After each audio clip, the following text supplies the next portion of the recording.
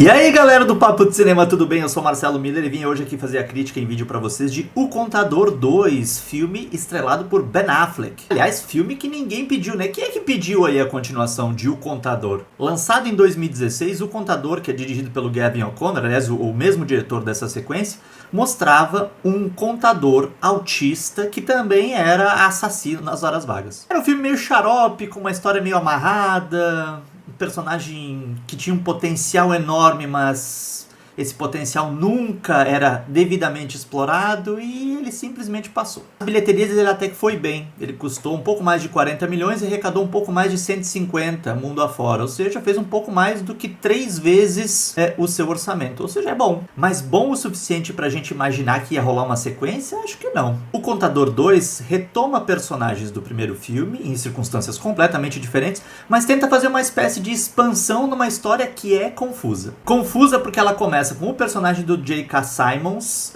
contratando uma menina, uma assassina super misteriosa para resolver um caso que tem a ver com tráfico humano, com os coiotes que atravessam de maneira ilegal, especialmente mexicanos, para os Estados Unidos. E aí tiroteio vai, tiroteio vem, e o personagem do Ben Affleck ainda não aparece, e quando ele aparece, essa assassina perde um pouco a sua função no filme. Aliás, essa palavra função é muito interessante para a gente pensar em Um Contador 2, porque ele trata os personagens a partir de uma lógica instrumental, ou seja, esses personagens valem o que eles desempenham numa função específica durante o filme. A gente tem a agente federal do Tesouro, que serve como uma espécie de voz da razão, dizendo ali para os personagens, especialmente o protagonista do Ben Affleck e o irmão dele, interpretado pelo Joe Bernthal, dizendo para eles que eles estão fazendo as coisas erradas, que não é assim que a coisa funciona, que os fins não justificam os meios, embora, no fim das contas, o filme defenda essa ideia de que os fins justificam os meios, né?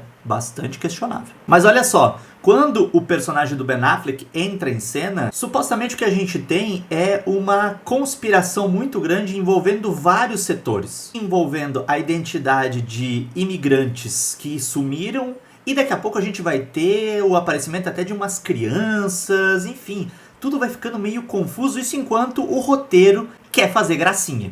O Contador 2 em vários momentos vai apelar para o bom e velho alívio cômico.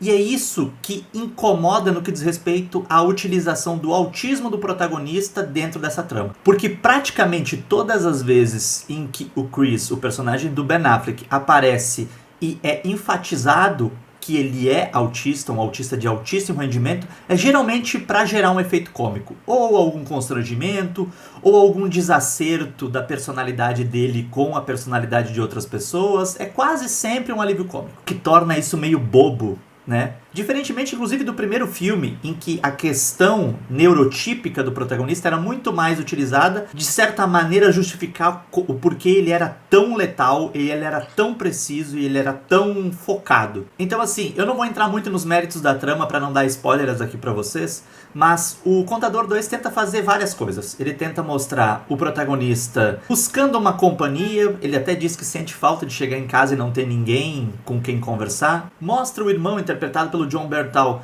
que além de uma força bruta, ele ali tá pra meio que zoar esse irmão, brincar com ele. Ele é quase que um personagem descartável no filme. Mas vamos lá, ele talvez sirva ali também pra ampliar essa ideia da solidão do protagonista e como ele tem dificuldade pra criar laços emocionais. A gente tem a personagem federal lá, que é o Grilo Falante, que de certo ponto da trama em diante não serve pra muita coisa. Temos essa assassina letal, que é interpretada pela Daniela Pineda, que perde importância e, olha só, o roteiro vai lançar a mão de uma explicação tão estapafúrdia que ela só faria sentido se o longa-metragem tivesse um viés quase que autoparódico. Os roteiristas tiveram a coragem de utilizar uma questão científica, né, super intrincada, para justificar o porquê uma personagem que estava na nossa cara desempenhava uma função que aparentemente era de outra personagem. Tipo aquela coisa nos desenhos do Scooby-Doo, no final, lembra? Que tiravam a máscara para saber quem era exatamente o vilão. É uma coisa mais ou menos assim. Não é assim, mas é parecido com isso. Então, O Contador 2 é a sequência que ninguém pediu. Talvez seja uma tentativa do Ben Affleck de encontrar um personagem ao qual voltar sempre que a carreira estiver em baixa, mas eu não acho que seja o caso. Ao longo dos anos, Hollywood nos mostrou Figuras como, por exemplo, Clint Eastwood. Sempre que a carreira dele dava uma baixada, ele voltava a interpretar o Dirty Harry, né? E aí, porque era um grande sucesso popular. Ou Sylvester Stallone com Rock, com Rambo, enfim.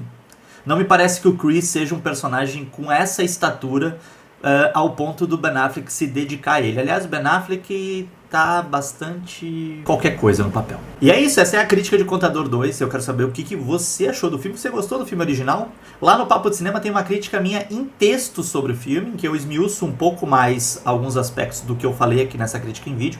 Então convido você lá a conferir também no site do Papo de Cinema. E aproveita para usar os comentários aqui para me dizer: curtiu essa crítica? Não curtiu? Gostou do filme? Não gostou? A sua opinião é muito importante pra gente. É isso, um grande abraço a todos e até a próxima.